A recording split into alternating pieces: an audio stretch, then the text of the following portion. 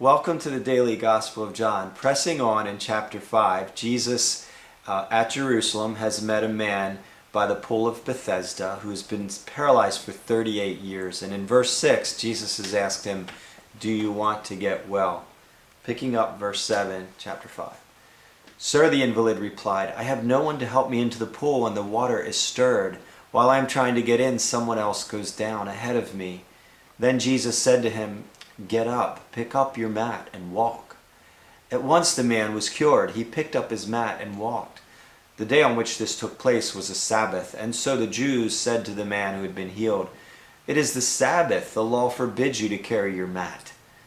But he replied, "The man who made me well said to me, 'Pick up your mat and walk.'"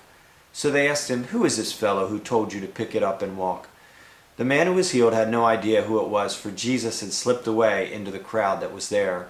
Later Jesus found him at the temple and said to him, "See, you are well again. Stop sinning, or something worse may happen to you." The man went away and told the Jews that it was Jesus who had made him well. So, having been asked if he wanted to get well, the man's first response tied into a certain belief or tradition that if the waters of the pool were stirred, they believed that it was a miraculous thing, and whoever would get in first might get a healing. And so the man thought, well, no, I can't seem to get in there quick enough to get the healing. And then Jesus said, "Pick up your mat and walk." And the man was cured immediately. Now, you would think possibly that these Pharisees, these religious leaders, who hopefully had taken note of this man who'd been laying around around this pool in Bethesda, 38 years, a paralytic, you would think that they would rejoice with him, that they'd be pumped and psyched that he was free from his suffering and had a new life, and you would think that they'd want to meet this miracle worker. But no, their response, again, is, "It is the Sabbath. The law forbids you to carry your mat." In other words, we're the rule keepers of the game, and we've added on a whole bunch of little rules that everybody better keep, and if they don't, we're going to put them out of the game, put them out of the synagogue, because we're in charge. And see, it wasn't about love. It wasn't about love. It wasn't about the God of love. It wasn't about a relationship with Him. Their hearts were far from the God they proclaimed to believe in.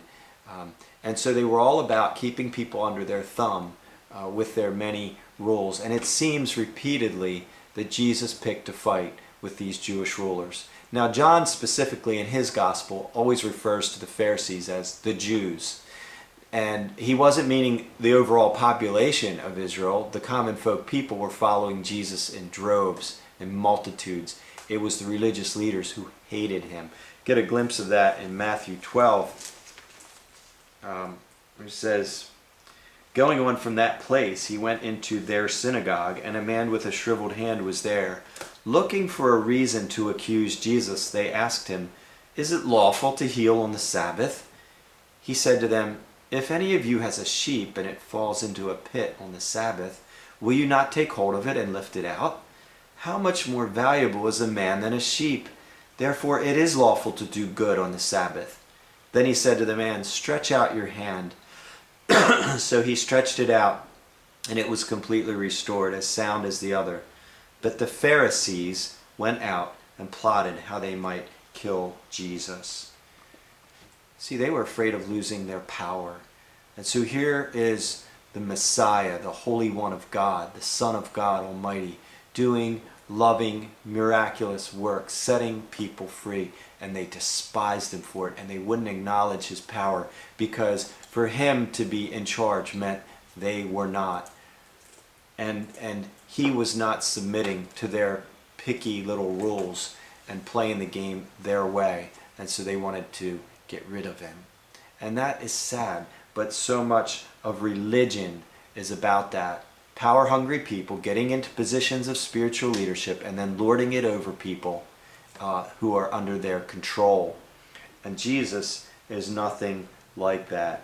So King Jesus comes to set free, to heal, to give new life. Religion is about the control of men. And so quite a contrast. We'll take a look at this tomorrow. God bless. Thanks.